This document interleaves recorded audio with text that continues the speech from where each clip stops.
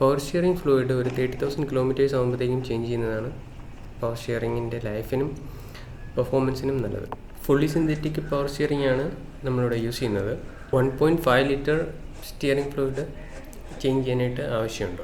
ഫിൽറ്ററുള്ള type power steering system ആണെന്നുണ്ടെങ്കിൽ fluid change ചെയ്യുന്നതിൻ്റെ കൂട്ടത്തിൽ തന്നെ ഫിൽറ്ററും കൂടി ചേഞ്ച് ചെയ്യണം. ഈ സർവീസിൽ പവർ സ്റ്റിയറിംഗ് റിസർവെയർ നമ്മൾ റീപ്ലേസ് ചെയ്യുകയാണ്. പവർ സ്റ്റിയറിംഗ് റിസർവെയറിലുള്ള ഓൾഡ് ഫ്ലൂയിഡ് കംപ്ലീറ്റ് റിമൂവ് ചെയ്തിട്ട് വേണം പ്രോസസ്സ് സ്റ്റാർട്ട് ചെയ്യാനായിട്ട്. സ്റ്റിയറിംഗ് ഫ്ലൂയിഡ് കംപ്ലീറ്റ് ആയിട്ട് റിസർവെയറിൽ നിന്ന് റിമൂവ് ചെയ്ത് കഴിഞ്ഞാൽ റിസർവെയറിൽ നിന്ന് ഹോസ് ഡിറ്റാച്ച് ചെയ്യുന്ന സമയത്ത് ഫ്ലൂയിഡ് എഞ്ചിൻ റൂമിൻ്റെ അകത്ത് സ്പിൽ ചെയ്യാതിരിക്കും.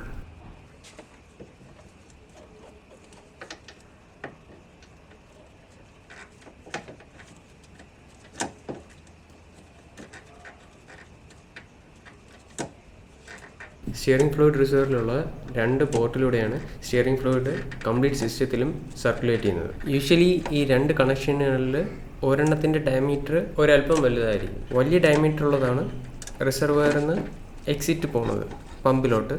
ചെറിയ ഡയമീറ്റർ ഉള്ളതായിരിക്കും റിസർവെയറിലോട്ട് തിരിച്ച് റിട്ടേൺ വരുന്നത്. നമ്മളിവിടെ റിട്ടേൺ വരുന്ന ലൈനിൽ നിന്ന് കണക്ട് ചെയ്താണ് ഫ്ലൂയിഡ് കംപ്ലീറ്റ് ആയിട്ട് റീപ്ലേസ് ചെയ്യുന്നത്.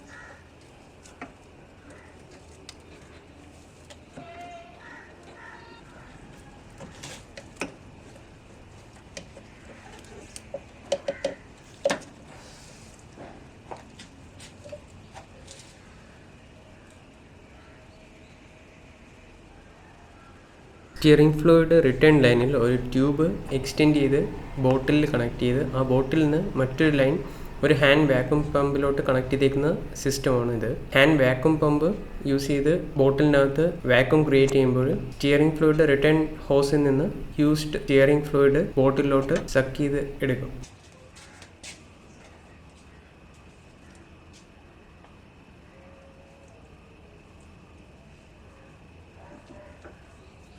സ്റ്റിയറിംഗ് ഫ്ലൂയിഡ് റിസർവറിൻ്റെ ഇൻലെറ്റ് പോർട്ട് ഒരു പ്ലഗ് യൂസ് ചെയ്ത് ക്ലോസ് ചെയ്തതിന് ശേഷം എക്സിറ്റ് പോർട്ട് പമ്പിലേക്കുള്ള ഹോസിലോട്ട് കണക്ട് ചെയ്ത് പുതിയ സ്റ്റിയറിംഗ് ഫ്ലൂയിഡ് ഫില്ല് ചെയ്ത് പ്രോസസ്സ് സ്റ്റാർട്ട് ചെയ്യും.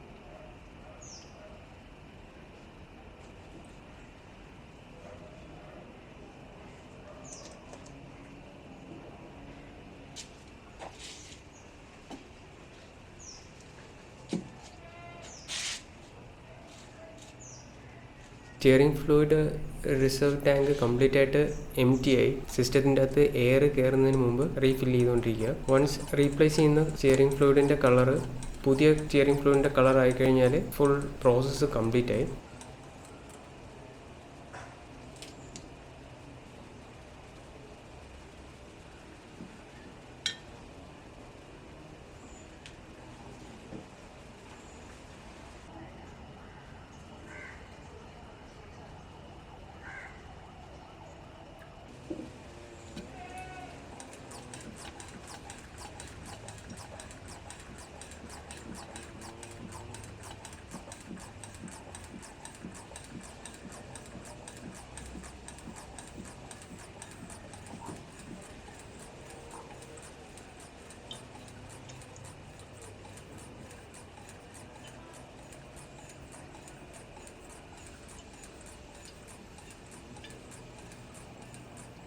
ഓൾഡ് സ്റ്റിയറിംഗ് ഫ്ലൂയിഡിൻ്റെ കളർ ചേഞ്ച് ചെയ്ത് പുതിയ സ്റ്റിയറിംഗ് ഫ്ലൂയിഡ് വന്ന് തുടങ്ങിക്കഴിഞ്ഞാൽ പ്രോസസ്സ് സ്റ്റോപ്പ് ചെയ്യാം.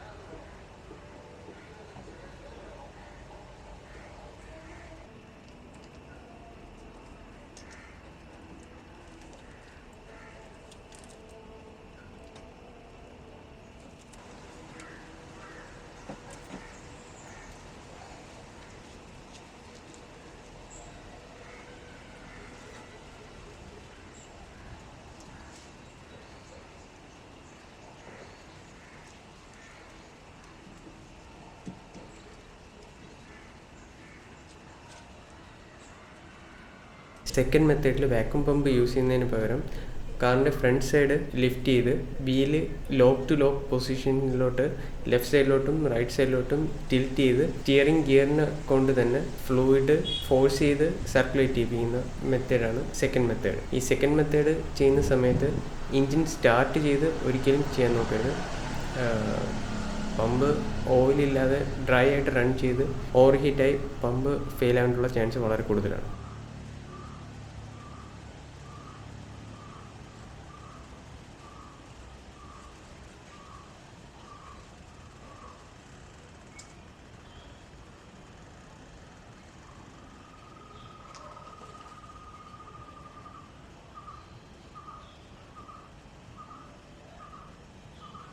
സ്റ്റിയറിംഗ് ഫ്ലൂയിഡ് റീപ്ലേസ് ചെയ്യാൻ ഉപയോഗിച്ച സ്റ്റിയറിംഗ് ഫ്ലൂയിഡ് റിട്ടേൺ ഹോസ് തിരിച്ച് സ്റ്റിയറിംഗ് ഫ്ലൂയിഡ് റിസർവറിലോട്ട് കണക്ട് ചെയ്യുന്നതിന് മുമ്പ് ഓയിൽ സ്പിൽ ചെയ്യാതിരിക്കാനായിട്ട് സ്റ്റിയറിംഗ് ഫ്ലൂയിഡ് റിസർവർ കംപ്ലീറ്റ് ആയിട്ട് എംപ്റ്റി ചെയ്തിട്ടാണ് ചെയ്യുന്നത്.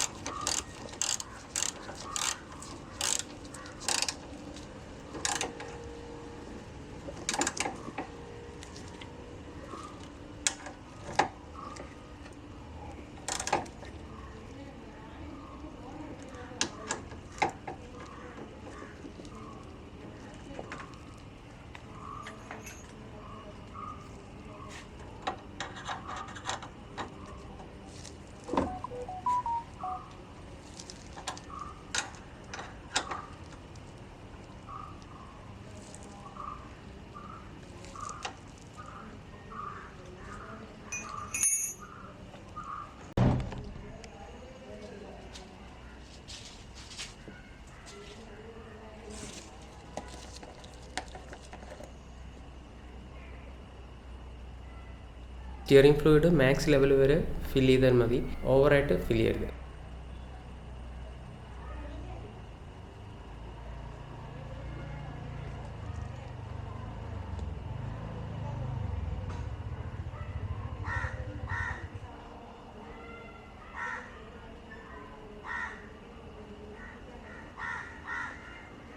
ടൂറിന് പോയില്ലെന്ന് പറഞ്ഞുകൊണ്ട്